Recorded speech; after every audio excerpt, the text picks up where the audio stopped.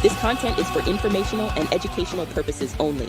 You should not construe any such information or other material as legal, tax, investment, financial, or other advice.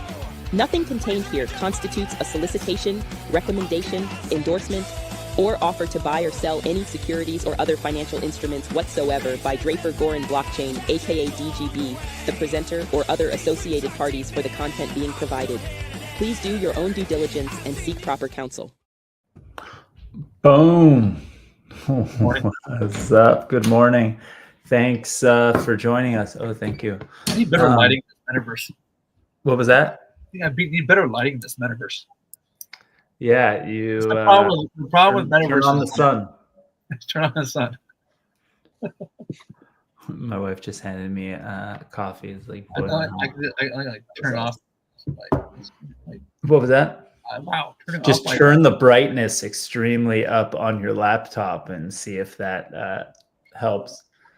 When I do that actually it's turned up pretty high, but when I do that, it just reflects off my glasses and looks weird and glowing. What's ironic is if I turn it on light, it actually gets worse. It's like the backlight behind me. Yeah. See, if I turn off the sun, my lighting will get better. Did you not build your house in the metaverse in accordance with where the sun was? Yeah, dude. Poor planning. Poor planning, dude. What's up, guys? Good morning. Welcome to DGB show number 71. This one will be fun because we got Raj on our Raj team. hasn't been on yet, has he? Have you never been on? I don't believe so. Holy crap. Okay, well then we're going to have to start with that. But we're talking about a thing called Accredited.Network that we are working on. It's something that we've been thinking about doing for a while to basically share deals with other investors and stuff. And there are rules and laws that only allow accredited investors to participate in certain deals and things like that. And so, we have to kind of build a platform for stuff like that. Although, if you know my background and what we love in terms of crowdfunding and things like that, we don't necessarily love these accredited investor rules, but they exist. And regardless, we're building something really cool, a cool network. But actually, here before we even dive into that, if you're not familiar, there is Nate. Let's go. Nate, why aren't you on? What the heck? Where are you at? Working? Boring. I gave him a whole bunch of edits on videos last night, so he's probably going to. Nice. So get some cool videos up. Anyway, if you're watching this live, check out dgb.vc. Sign up to the newsletter there. If you're an early stage startup, especially, or a person who wants to invest or participate in this world, sign up on the newsletter and we'll keep you up to date on everything. If you're not watching live, go to dgb.vc and sign up also. And you'll get, we'll get better about starting to put some of the scheduling for these shows up on there, like who's going to be on and stuff like that in advance. But we do this every Tuesday morning, 10 a.m. Pacific time. Very rarely miss it. And if we do, we usually kind of pop up at different times. So if you connect with any of us on Twitter or LinkedIn, you'll also see that. But Raj, welcome to hanging out on here. I didn't even realize it was the first time on here till just now. Why don't you give everyone your background? Yeah, so appreciate the intro. I'm Raj. I primarily work in the marketing and growth side of things. So focused quite a bit on acquisition, go-to-market strategy. I've been lucky enough to do some work with the DGB team and be able to work across different portfolio companies and be able to grow some of those and bring them to market. In my past, I've done this for a few different companies. I've been in the health tech space, the prop tech space, and also e-commerce. So I've been lucky to be able to navigate these different areas and be able to find similarities in being able to scale companies while also finding nuance in them and seeing what needs to be done to bring that company to market and get them to that next goal, whether it's 0 to 1 or it's 1 to 100. Nice. Yeah. Raj helps all of our companies and also our portfolio companies and stuff with all of those things. Right. So we appreciate you being on, and you actually took the charge with starting to build Accredited Network and all that. And for everyone watching and listening, you can go to Accredited.Network, Accredited.Network, and sign up for just like Early beta, because we haven't launched it quite yet, but we wanted to let people know that it's in the works and it's kind of a beta. And so go and sign up so you can get on the list, or or go to DGB and we'll update our whole newsletter when it launches as well. But Raj, you took charge of getting kind of V1 up or V.1 up that we have now. You want to talk about it a little bit, or tell us about it? Do we want to bring it up at all? Yeah, I can get it up on my screen. Oh, that'd be cool. Walk through this. Just give me a moment. Yeah, so we started Accredited Network up mainly because we have this awesome suite of portfolio companies across a ton of different sectors, and felt it'd be really exciting to get people in to the funnel of being able to invest in these companies themselves, help streamline that process, and really help grow these companies at an early stage. As you can see, we have different companies like Ivory, Zoo, Hypermarket, Calypto, and a lot of these companies have started really in the venture studio, where it is as ground floor as possible as you can be. We're ideating these companies, we're putting the staff together for it, we're bringing the product to market. And it's really cool what we're able to put together and how quickly we're able to get these companies out. So here comes Accredited Network and helping get that deal flow together and having our followers and our accredited investors be a part of it. Yeah, it's we're like Raj said, we start these companies at the earliest stage. Sometimes it's us coming up with the ideas and starting them, and more times than that, it's people coming to us, two people with an idea or a group, and they have a brand new company, right? And we a lot of times are the first investors into those companies. And the traditional kind of VC world or investor world in general holds on to their deals, right?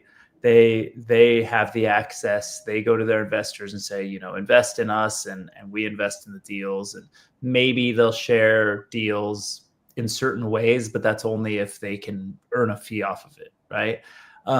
We're so early, but also it's kind of anti-crypto and anti our open nature to hoard deals and hide them and keep them from people. And we know, as the earliest investors in a company, we can only help our companies out by introducing them to more investors and by getting them access to more. And so instead of trying to keep things in and hoarding these deals in that way, or trying to collect a fee from investors who want to invest in our companies, we make direct introductions all the time. And a big part of how we help our companies is sometimes helping them fundraise.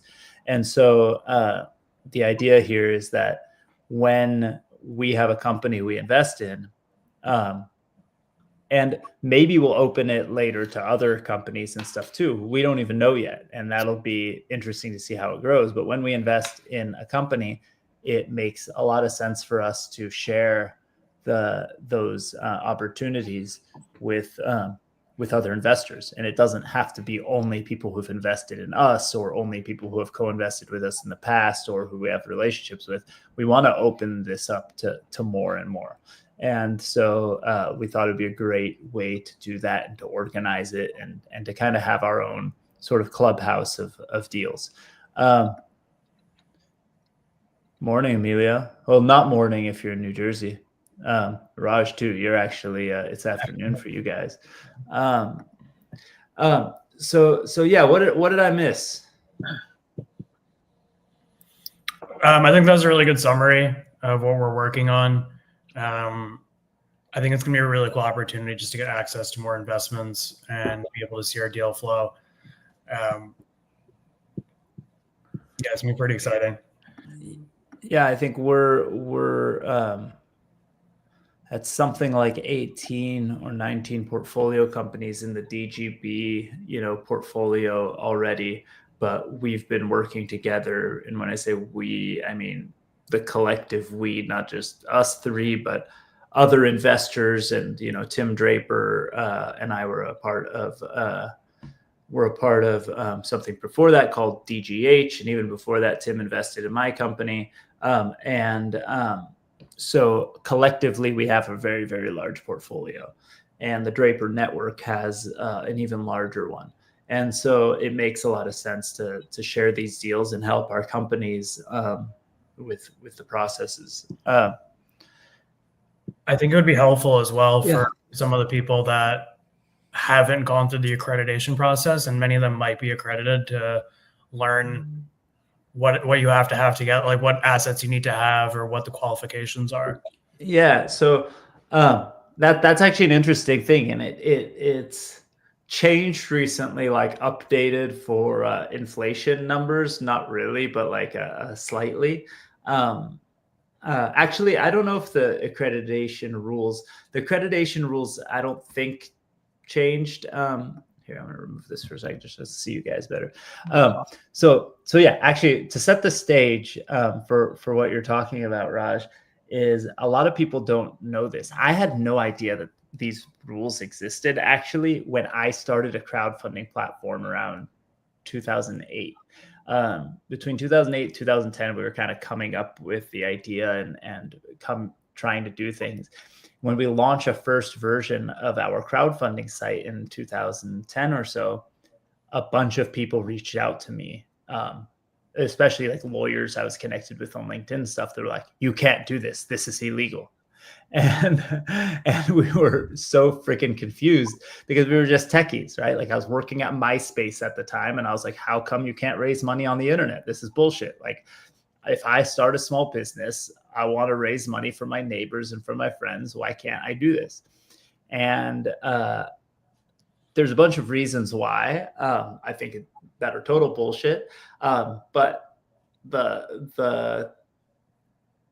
the thing is that they tried to protect people who are not already rich from being scammed, or at least that was the origin of these accredited investor rules. They were like trying to stop you from buying a fake railroad share of stock in like a bar that's being sold by some criminal in like the 20s or something. I don't know, right? Like that's where these rules came from. But now, as all of us have access to a lot more and everyone is a lot smarter and scams and things are more sophisticated, the rules were just archaic and didn't make sense. And basically what the rules said were that if you're not already a millionaire or making a certain amount of money every year, you're not legally allowed to participate in private securities, basically. And I'm watering it down a lot, so people can nitpick me, and I'm sure there's exceptions also, right? Like a certain number of non-accredited investors are allowed to participate in deals. But up until Obama signed something called the Jobs Act in 2012, it was illegal to do something called public solicitation also, which meant I couldn't put an ad in the newspaper, or even if I was being interviewed in the newspaper, or if I wanted to stand up at the corner of the bar and pick up the microphone and say, "My company is raising money. Would you like to invest?" That was breaking the law, because the only companies that were allowed to do that are companies that were already public, that met certain requirements and filed certain docs and did certain things. If Raj was raising money for his company, he wasn't allowed to tell me publicly that he was raising money for his company. And it was crazy. And even when it was changed in 2012, it was kind of a 2 steps forward, 1 step back kind of situation. So they did make some crowdfunding rules that made it legal for people to participate in deals they find out about online. But they also made it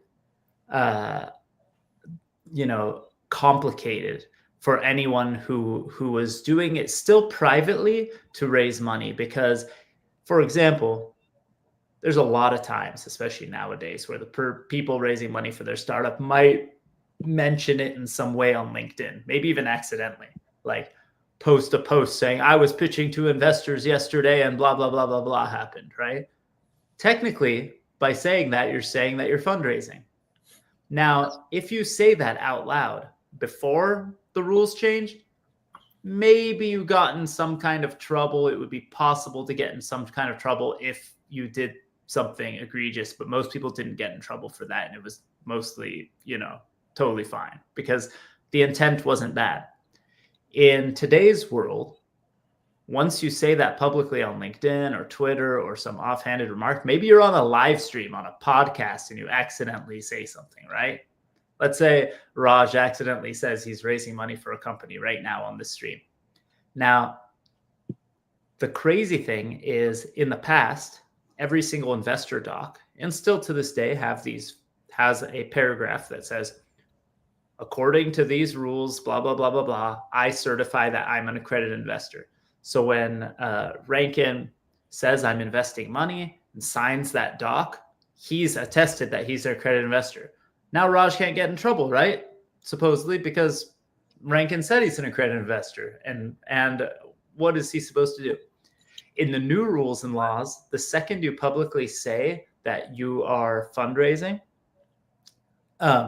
it's on the company to verify that you're an accredited investor. And you saying it and signing a document saying that you're an accredited investor doesn't count. You need actual legal proof. You have to look at bank statements, things like that. Or the simplest way is to get an accountant or lawyer to actually put their license number on a piece of paper and sign and certify that the person is an accredited investor. And they just made it a huge pain in the ass for everyone to fundraise. And there's reasons for that, right? Banks want to keep their monopoly on these kind of things, but it's not protecting anyone, right? And if a company raises money from somebody who lied to them about being an accredited investor, should they be liable to return that person's money 3 years from now if that person wants their money back because the company's not doing so good? I think it should be like gambling. If you're foolish enough to go do something without like any prior knowledge and like the research or intelligence to do it, like it's gambling essentially. I feel that way about a lot of things, like gambling. Right? If here's the thing, there's I didn't want to go down this full rabbit hole, but okay, gambling is a good example, right? It's very unlikely. Almost never does someone create generational wealth for their family or create new jobs in our economy by gambling. But the greatest very few, right? Same with investing, right? Very few people create generational wealth doing it, but it's the only category that really you can create generational wealth for your family. You're not going to create generational wealth almost any other way, right? Secondly, let's take that out of the equation, right? Let's say that's not important, right? Let's go full just the health of our nation and everybody else around the world, right? There's only one category that creates net new jobs every single year, and that's startups and small businesses. Because the bigger the businesses get, especially with technology, they optimize, they change things, and jobs are being lost, right?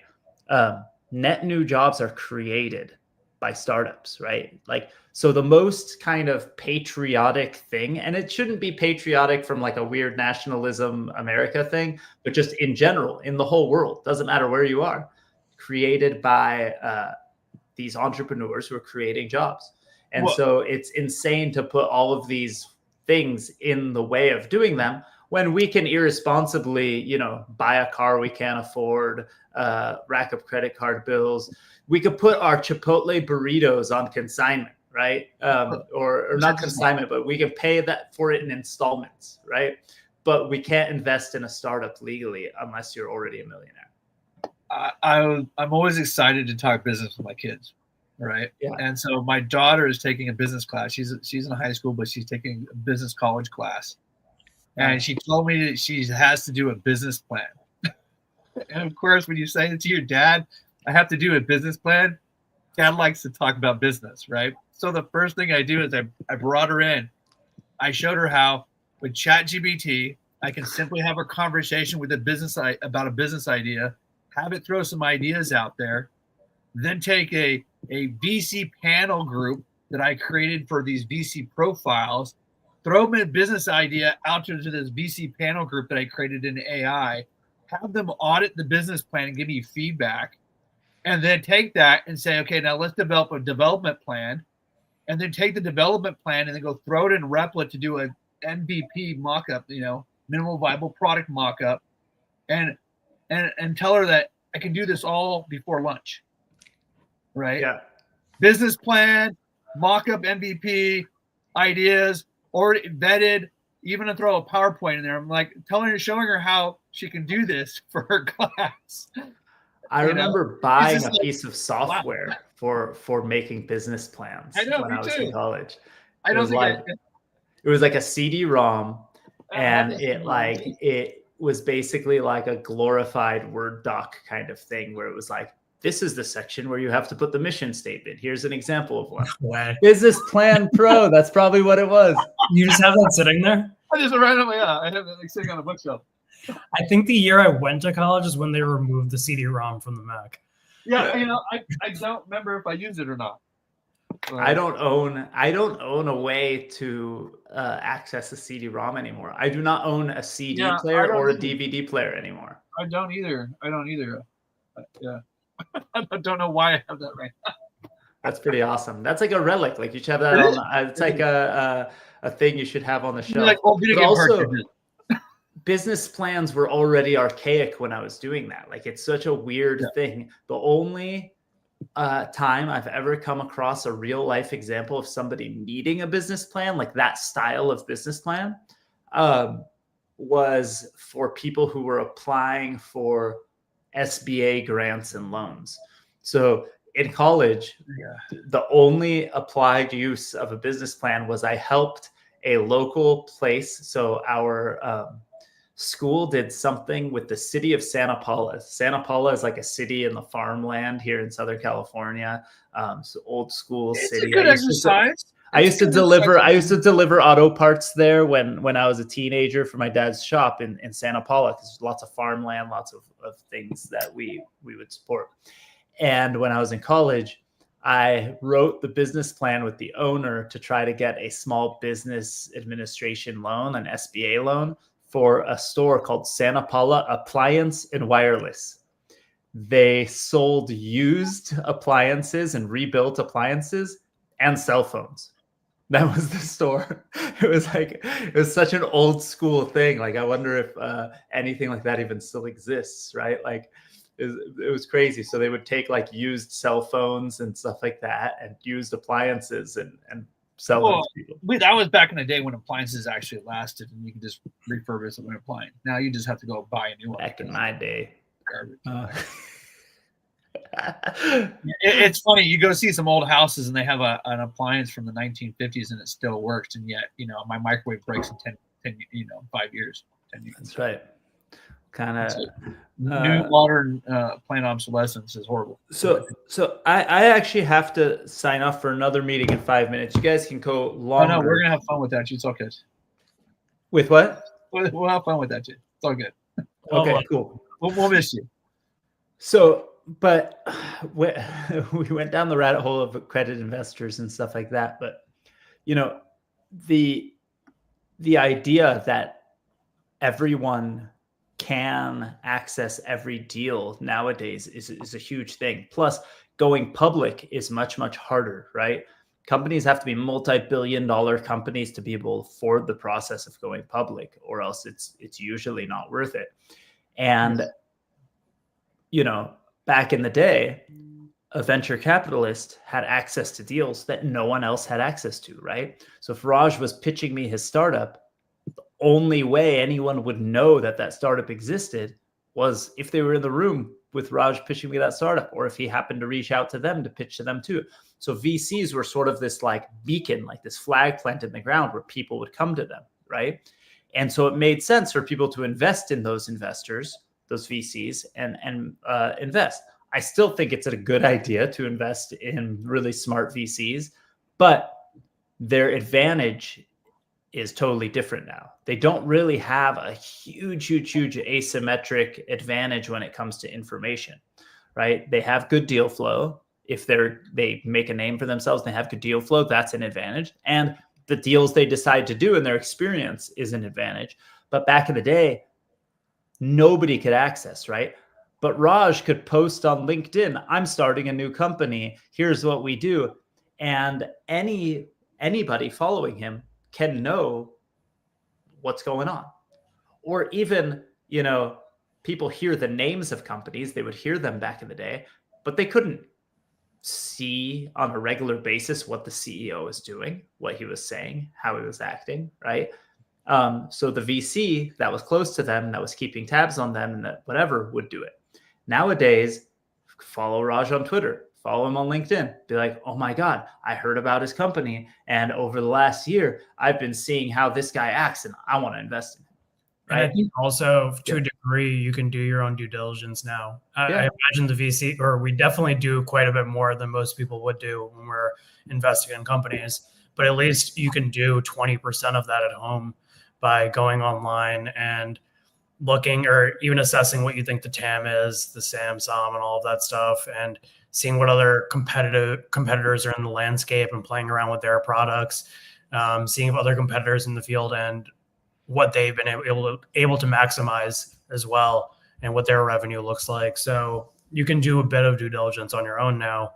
And I think that opens the door to more where people at home actually have an idea of when they're investing, and they're still buying securities through apps like Robinhood. So, and they can do the same level of due diligence there when they're researching a company and investing. So I think they should have that same opportunity now with startups. 100%. It's like it's like everything else, right? There's not just the due diligence research stuff that you can do like other investors do. You're your own individual, and you can do it better in some ways, right? Like there are people who are experts in certain topics, or just like there's people on the internet who solve crimes or who do their own research on medicine for their families or educational things or whatever. Like you can have your own thesis, you can have your own research, you can do anything anyone could do. It's very similar to the process with like elite educational establishments and stuff. I don't necessarily think that like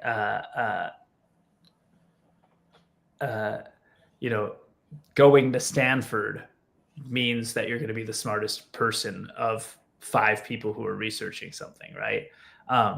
There's obviously great benefits and opportunities being at certain schools and stuff like that, but people have proved millions of times at this point that you could also just be some random dude on the internet and start doing your own research. And if you're motivated and you want to do it, you can do it, right? And not throwing in all the rest of the biases and things that come from existing legacy establishments and stuff. So I know we went down a rabbit hole. I have to sign off. I will see you guys soon. I think these guys are going to continue the chat. One thing I'm going to say is go sign up on Accredited.Network, but also go to dgb.vc, sign up, get on the newsletter, and thank you, everyone. I'll see the rest of you guys soon. See you later, guys. Raj, I am like totally excited just because I feel like look at the workforce participation. We bottomed out during COVID. We're starting to go up. We have like this pool of young people coming out of college. I mean, the numbers, I come from Gen X, right? Gen X, Gen Y, and we're kind of the nobodies that nobody knows about because their population so small in demographics. But like the younger generation that's coming up, in probably 30s, 20s right now. It's pretty awesome. There's a lot of them, and I'm super excited on the fact just like LLMs and AI and like how fast. I mean, right now there's like 52% of the U.S. adults apparently have used AI. right? And then like 34% use it at least once a day, maybe. And so when you start having all these people that realize the potential, and I bet you only a small number of percentage of people actually realize the magnitude benefit that they can get utilizing AI. Anywhere from generating your own music to generating business plans and business ideas. Like, we were talking about yesterday, sharing that link, right, about people using AI to do SEO strategies for websites, right? It's just like the businesses that are going to be created through the use of AI, through creating a simple business plan. Like, there's no reason why in a week you shouldn't have come up with a business plan, develop an app or something like that, and be out there raising money almost. Like, yeah, go for it. I was gonna say, I think there's an argument to be had, right, where people say either AI is just replacement, and maybe to some degree it is, or is it enhancement? And I see it as the latter. I think it puts 100%. tools in the hands of people, and they can do so much more with their job. What it took me 6 hours to do in a day before I can do in an hour. And with those remaining 5 hours, I can double up on that work, triple up, and get so much more done and more efficiently and more accurately. So I think when you put these tools in the hands of people, it's less likely to replace them, but actually more likely to make them better at their job. And the better you are at your job, the better you'll be able to use AI to get you ahead. Yeah. I mean, we've seen with Replit that you can do like a real basic MVP, just a concept of a website for like less than $30. I've built out almost a full app, and that's probably cost $200 to $400, but that's because I ended up rebuilding it. But like, that was over a week or two. But if I look at, $400 or $500 to build out an app that, if I was a paid developer, I would have probably paid a couple grand, for this basic app. And so, but it's a concept, and if the concept works, then, take it further. But it's like the fact of what people can literally do utilizing AI now, just like breaks down walls of excuses. Yeah, and it gets us to market so much quicker. Right. Have a model that works. And before, the process was you would create a mock-up of something, you would build it out in some web tool that would help you build it out, and then you would pass it on to engineers, and you would have this back and forth where they're trying to see your vision and take the time to build it out. That could take a few weeks. Now, within really 24 hours, you can at least have a base model of something built out and get it to market, and at least get a wait list out of it. But now, I mean, granted, you still want to hand it off to the engineer at some point if you really want to build it out, or maybe Replit and these apps get so good that you really don't need to. But at a minimum, it takes that. Yeah. I think that the challenge going forward is actually going to be finding the people to execute. Right? Like, ideas, there's going to be so many people generating ideas. It's all going to be about who can actually execute on these ideas that they generated of the LLMs, right? Like, that's awesome. You build an idea, like, execute it, see it, see if you can get to work, right? Yeah, I agree. That's the biggest challenge. It's there's going to be so much opportunity and so many potential.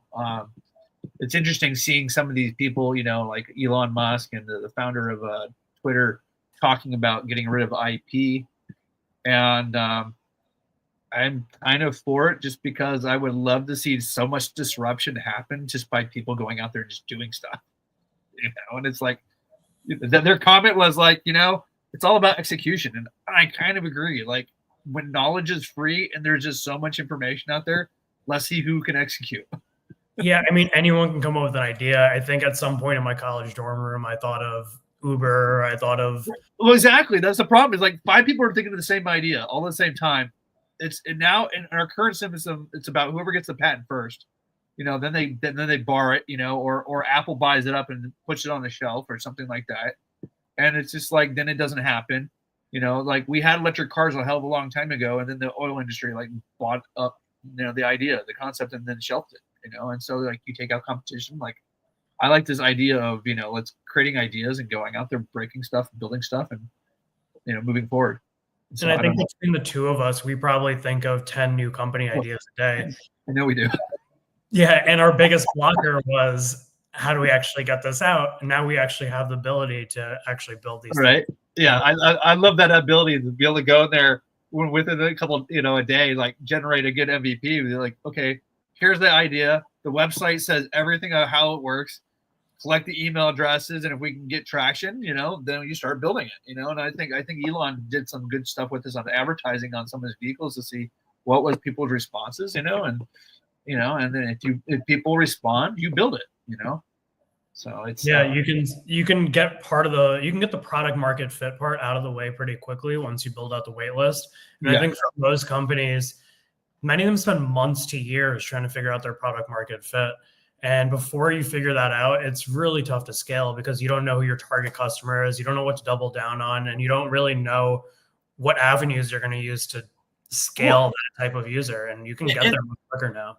And that's the problem, is you can spend a whole bunch of time up front branding, spend all this money before you've actually gone and done that product market fit. And when you go out there, figure out that you're completely just branded everything to the wrong market, right? And so there's that aspect of just get the product, get the idea out there, see who buys onto the idea. And then once you find out who's interested in your product, develop the branding around that, right? And that pivot is so much more costly if you do that later, not only just from a money standpoint, but also resources and time you spent. Well, all the money you spent up front. All the money you spent up front, right? Exactly. So, I think that's one of the things that we're focusing more on, is like figuring out where's the market, where are the people, and then developing that. One of the companies you're working with us on developing up this concept for the Accredited Network. But you're also working for another one of our portfolio companies called Lit Financial. Are you able to share anything or talk to me anything about what you're doing for them and how they're growing? Yeah, so this is actually my second time. Nothing proprietary, but yeah, this is my second time working in the real estate space, and the similarities between scaling are really similar, and the hurdles themselves, right? So for people that don't know, there is a lot of regulation on the financial sector, medical, when it comes to advertising. So typically when you use Meta, Google, or any of these digital platforms, you have to say up front that it's a special audience. And when you go into special audiences, you can't use some of these tools. So for example, lookalike audiences, it's the bread and butter of Meta. It's how they target people, but you can't use it when you're a real estate company. The things that they can't use in that data are your age. They can't use your location. They can't use your household income, and a bunch of other things as well, gender or whatever it might be. So a lot of these things are what you use during the financial process to qualify someone. When you're applying for a loan, they're going to ask for your credit score. They're going to look at where you're located and what your debt to income ratio is. And when you're buying a home, also, you're looking at a specific city, right? And you want to see what's available in that city, where people are buying. So it becomes way tougher to scale and find people in these spaces. With that being said, you have to get really creative about being able to scale and drive new customers. So you have to go really unorthodox. You either have to look at things like interest-based advertising, where you try to find adjacent interests where people might be interested in, that would make them also interested in a home. You can get into things like trying to find certain maps that people sell of data, where it's like within this region, people are in this for a certain amount of time, and you can buy that data and then target those people and utilize that list somewhere else. You can buy lists, which works really well for real estate companies. They buy lists and hope that they're qualified, and then they get them on the phone and they pass them on to the sales team. So that, or, buying email newsletters or newspapers in local areas, things that might seem archaic but actually work pretty well and are negotiable. So you have to get really nimble and creative about how you're going to acquire these customers, especially compared to these other portfolio companies where they're digital and they're not that regulated from the acquisition side. Well, and you're helping them with that, which is awesome. And so part of the reason I wanted to say that is, one, to show just people who are out there, that's part of what we do as a our venture studio and as an investor is helping our portfolio companies, right? Helping them with their marketing, their go-to-market strategy. And Raj is one of our guys that helps us with that. Not only that, but I dropped the link down below. So that's a shill for litfinancial.com. Take a look at it. It is one of our DGB portfolio companies, and it is a mortgage company and that we're building out tech for. And Raj just helps them out with the marketing. So they're also just a great team. So when you want to get a broker on the phone, they're great to work with. They're super transparent. They get things done pretty quickly, and you have a full team behind you to get these done. So I highly recommend working with them. So yeah, had to give that shill. Anything else that you want to share on the Accredited Network that you can think of? On the Accredited Network side, I mean, sign up on the website. Accredited.Network is the site. You'll see a link as we get further along. Yeah, you'll see a link to join the wait list. You'll be opted into our CRM, so you'll get emails from us, not only on the Accredited Network, but also in events that we're hosting and everything around that. If you need help on the accreditation process, we're building something out on the dashboard that'll allow you to get accredited on there yourself. Be able to upload the documents you need and streamline that process a bit more. We'll provide a ton of information on these companies that we're invested in, and you'll get some really cool material out of it and great networking. So what are you excited to see in this AI space that we're playing in and all that stuff? That's a long list. I'm really excited to see. So if we look back at different eras, like say, for example, we had the .com bubble and people thought the internet was going to replace everyone and everything, right? But it actually created more jobs than it probably replaced because we built new companies out of it. I remember my mom worked as a travel agent at some point, and I'm sure you will not find many travel agents around now. And Expedia kind of hurt that, huh? Yeah, and we had new companies come up. We had Expedia, we have Priceline, and we have all these other tools for booking. But if she was smart enough to buy Priceline, early on, like she might have done really well. Yeah, exactly. I think again, this is probably one of the biggest secrets. When you find a business that is literally replacing your job, you might consider buying stock in it. That's not financial advice, but you might just think about it. I mean, I don't know if you ever looked at Priceline. I remember looking at Priceline a while back when Expedia and Priceline were like $18, and Priceline is a couple $1,000, or at least it went up there. Now it's called, like, I think, Bookings or something like that. And I kicked myself in the butt for not ever buying it because of how high it went. But I'm like, if you got into the business and I'm an agent and I see that all these businesses are going to replace my job, that's probably a good indicator to maybe invest in that space. Yeah, I mean, you have the tools and that space pretty well, right? So right? I mean, dude, I'm a taxi cab driver. This Uber thing is becoming a pain in the ass. Maybe I should invest in Uber. What's replacing your job? Maybe that's a good investment strategy going forward. As opposed to when you actually sit in a taxi and they're giving you stock advice on everything and anything, like biochem companies that they heard in the backseat. Right. That you don't know anything about. Just like, okay, who's replacing my job, and let's find that company to buy. Exactly. Like, you should know better than anyone. You should know when to get in and get out. And I don't know if I ever thought about that before, but now I'm gonna start looking for that maybe.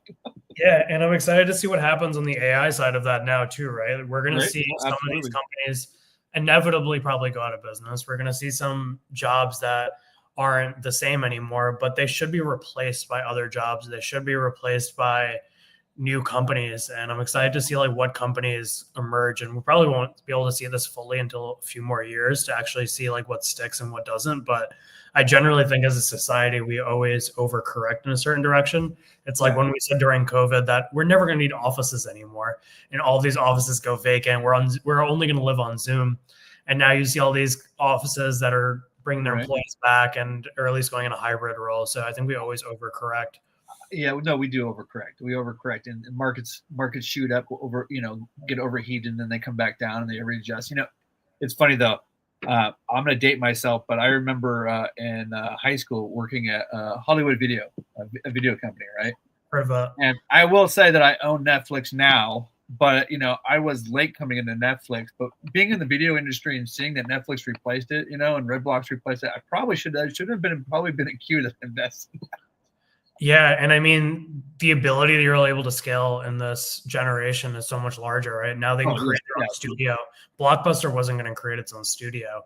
Now Netflix can do that, and they can build out their content and actually build out their own funnel. It's crazy. I mean, just with a camera these days, you can go out, and if you can create a following through shooting Instagram videos and stuff like that, you can build something now.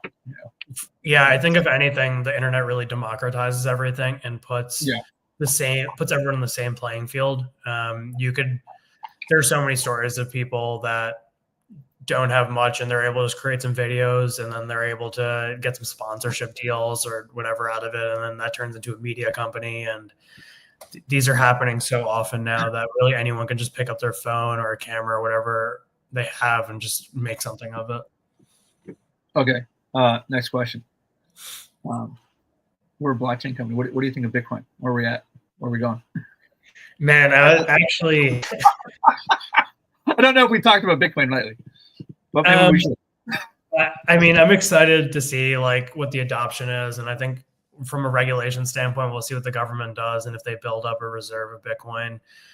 Funny enough, I was watching this video this morning of Warren Buffett talking about Bitcoin. He retired yesterday. He did. Big news. That's huge. That's huge. I told my daughter, I said, do you know how special the day is? And she's like, no, what? I'm like, this guy named Warren Buffett retired. I just called my friends, go, dude, Berkshire Hathaway's down 5%. Yeah, I mean, he's the greatest investor of all time. Yes. And congrats. And I'm sure, I forgot the name of the person he's handing it off to, but sure, he's incredibly smart and has all the tools, but the name brand of Warren Buffett, and you never know, I can't possibly know as much as that guy. Yeah, there's going to be so many confused stock people out there anymore. They're going, what the hell do I do now? Yeah, we don't see when Warren's getting in and out of the market when he's buying up more, especially right now, right? We saw a bunch of stocks go down weeks ago, and this is when he's transitioning out. We could really use some of his advice right now.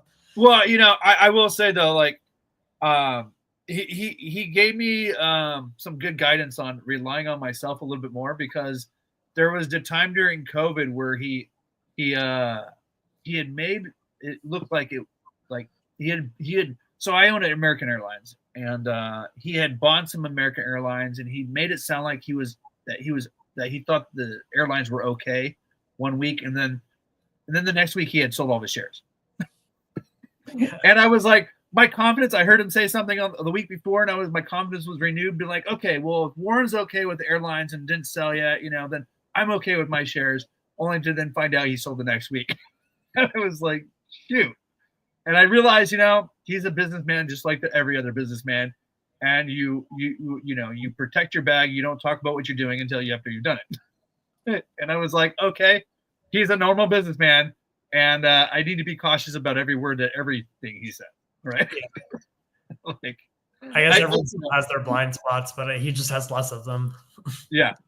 So it was, but I mean, he's been a great person. I mean, but the thing is when you see Warren Buffett moving to Oxy, everybody else starts moving into Oxy, and the price goes up just because of it, just because of how many people follow him. He's like an influencer to some extent, right? There's a halo effect. I mean, you see it within newsletters too. If you look at Motley Fool, there's apparently some halo effect around that too. When everyone, crypto, we see it in crypto. Anything that has a big follower base, it's all about supply and demand. When you have a concentrated supply of something and there's a demand that's created by a following, price goes up or price goes down depending on what the news is and what's how it's being positioned.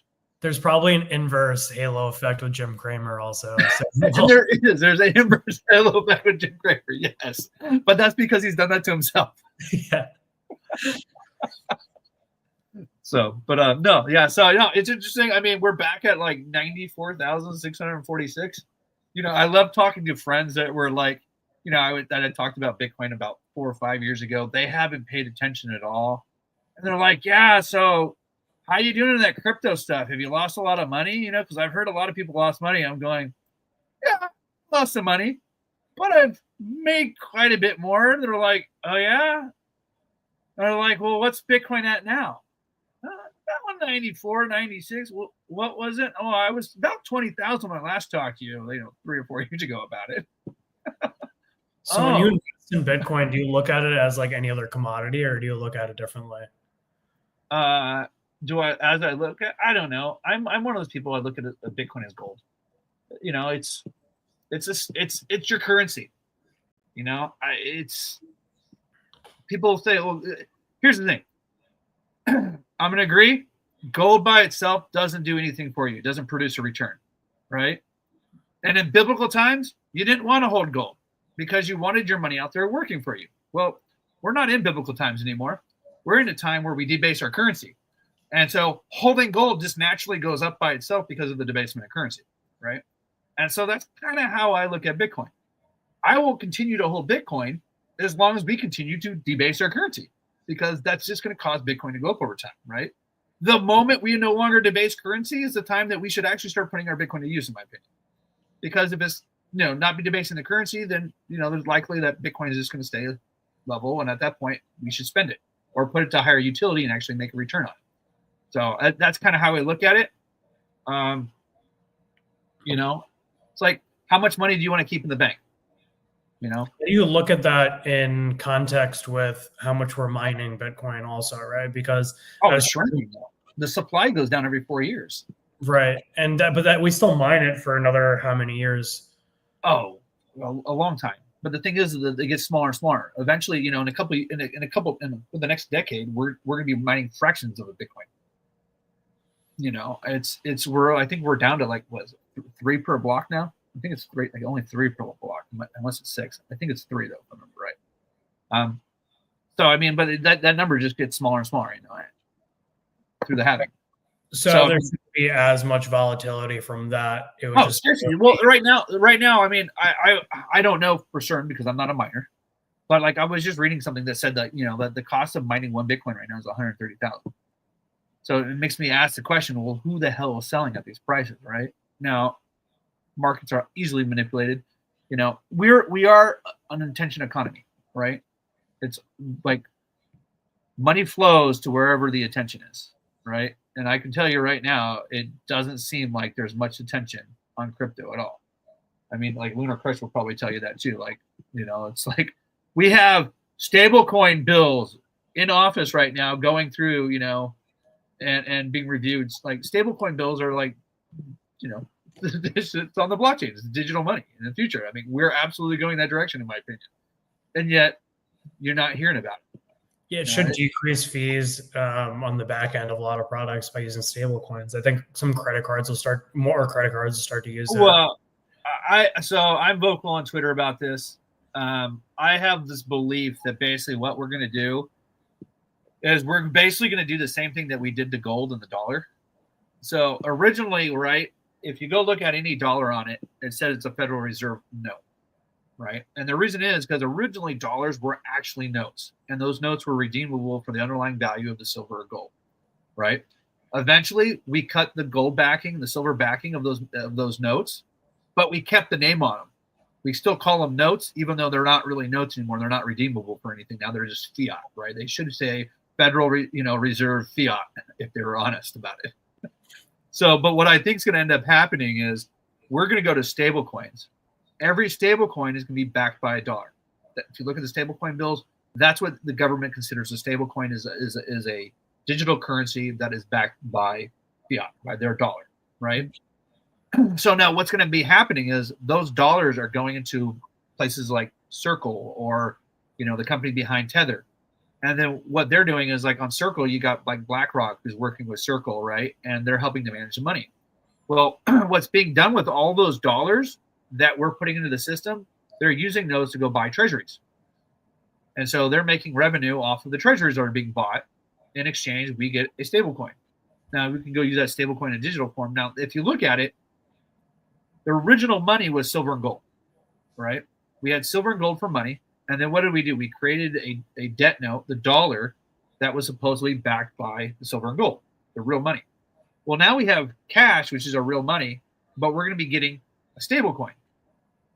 And as far as I'm concerned, eventually they're going to utilize all those dollars that go into the stablecoin industry, because I think we're going to see a lot of incentivization to go to stablecoins in the digital economy that banks are switching over to, and then they're going to take those dollars, I think, and start buying them up all the U.S. treasuries, the surplus of treasuries that are globally, right? And the thing is when you start buying those, then you can start to dissolve some of that debt in the back end. But the thing is every stable coin will be backed by a dollar. But I have a theory someday, maybe decades from now, that we're actually going to cut the stable coin from the dollar, just like we cut the dollar from gold. And then the whole new financial system will be stable coins, and there will be no more dollars. And what time frame do you think this happens over? 10, 20 years. Yeah. Maybe longer, but it'll probably take 10 to 20 years. What it's going to do is all money will move into stable coins and will be digital. And the cash will be on the balance sheet and will be used to buy up all the treasuries. And then once all the treasuries are brought up, then they'll just cut that, just like they did with gold. They cut it off and put it off. Who knows who buys that, who gets that? That's a different question. That's beyond me. But I'm just like, you see patterns in history, right? Like with what they did with gold, you go like, they're probably going to do the same thing with the dollar in the digital system. And then, it won't matter anymore. Yeah, it's really just also who takes the charge to get that done. Because if we're looking at a time frame over 20, 30 years, we're going to have to start putting building blocks together to get there. And actually, I think we already have, though. I mean, the thing is like federal level. Well, the thing is you look at the internet. The internet actually has was intended for digital currency originally. There's like error codes built into the internet for currency that were just never implemented. That was never there because they didn't figure it out at the time, right? Like there's been a direction path, there's papers about there like how to create a mint that was written decades ago. Like cryptology is not new. Like the NSA has been talking about this stuff for a long time. But the thing is it takes evolution of technology to progress before we can actually implement things, right? And we are really slow. I mean, look, the banking system is just now switching over to digital versus writing things on ledgers, right? Like this is where all the XRP guys will go in and be like, oh, look, there's these new codes and stuff that are being implemented. And I'm sure if somebody's watching, we'll probably throw that in there and help me out. I forget it's XRP, and it's the 200. What is it? 2022 or something like that. ISO, yeah, ISO 20022 compliant, right? XRP, XLM meet these standards. Apparently, there's a standard out there. I'm not saying anything about it, right? It's out there. Ripple's playing with it, and this is where a lot of speculation is. But the thing is the banks are switching over to a digital system. We are going digital with assets. I think we'll see more RWAs, and stuff like that. But it's this transition, right? The thing is the older generations never want to do transition. You go talk to my uncle, right, who's an older guy, or you go talk to my neighbors who are all older guys. They all want to hold cash. They want their cash and they want to spend their cash, right? You go talk to a newer person in their 20s or 30s, they're like, cash? Cash a long time. I use my debit and credit, swipe everything. Yeah. Have cash or what? Wait, I want to depart from this? I have some odd kids who like cash, but most people I think aren't using cash these days, right? No, I mean, even if you're walking down the street and someone's selling some good on the street, they have a stripe that's attached to their phone at this point. Right. Or Venmo or whatever. Yeah. Yeah. They're using their Venmo or whatever. So. I remember my dad used to tell me when I was younger, you should always have $200 of cash on you or something. And now it's for emergencies, right? And now I'm like, if I have $20 to $40 in my wallet, I'm probably fine with any scenario that I need it for, because the only scenario I need it for is this one hole in the wall restaurant that only takes cash. Well, your dad was probably accounting for inflation. Yeah, that too. I guess when I was a kid, it was different. He's like, this dollar falling really fast. You should probably keep 200 because it might be 20 down the road, but you need some toilet paper. But now, I can use even forget my credit card. I can use my phone. Because my phone will just be tap to pay, and most. I don't like that though. I mean, experiencing being SIM swapped and stuff like that. I'm even though I'm tech forward, I am not comfortable with putting money on my phone. I'm still okay with a debit card or something like that. At least if I get it lost and it gets stolen, I can replace that fairly easy. Well, they would still have to get through security on your phone. So you have a Face ID and like biometric sensors. They still have to get through that before they get to the wallet. True. No, that is true. That is true. So you think we're going up, Bitcoin price? I think it'll continue to go up. I mean, over the last week, it's done pretty well. I believe, what was it at, like 86,000 last week, and now it's probably around 95. No, it's 94,646 right now. So I'm going to be interested. I mean, it's recovered. I think we're about to see the stock market turn. We'll see. I think that's going to likely because of one technical analysis, but also because of the delay in the tariffs. So it'll be interesting in another month or two to see if Trump brings back the discussion of tariffs or if he continues to stiff arm it. Yeah, I think this whole market's volatility is just really around the tariffs. Once we have a final decision on that, I think we're bound to continue to go up. Just investors need to know where to put their money, and that's all they're waiting on. I think I'd agree with that. I think it's exciting. I could throw some charts, but I'm not. But yeah, thanks for coming on. Anything else you want to say or? No, thanks for having me. Always enjoy the chat. And I think I have a banner somewhere. Do I have the banner somewhere? Comments, banners, media. Let me just see. Okay. Just remember to remind people, come check us out. Come sign up. DGB. If you have a portfolio, or if you're looking for an investor in your company, we would always love to talk to you and add you as a portfolio company, and whatnot. And anyways, we will see you guys all next week. Thanks for visiting and watching the show. All right. Thanks for coming on. Yeah, we'll chat soon. Peace.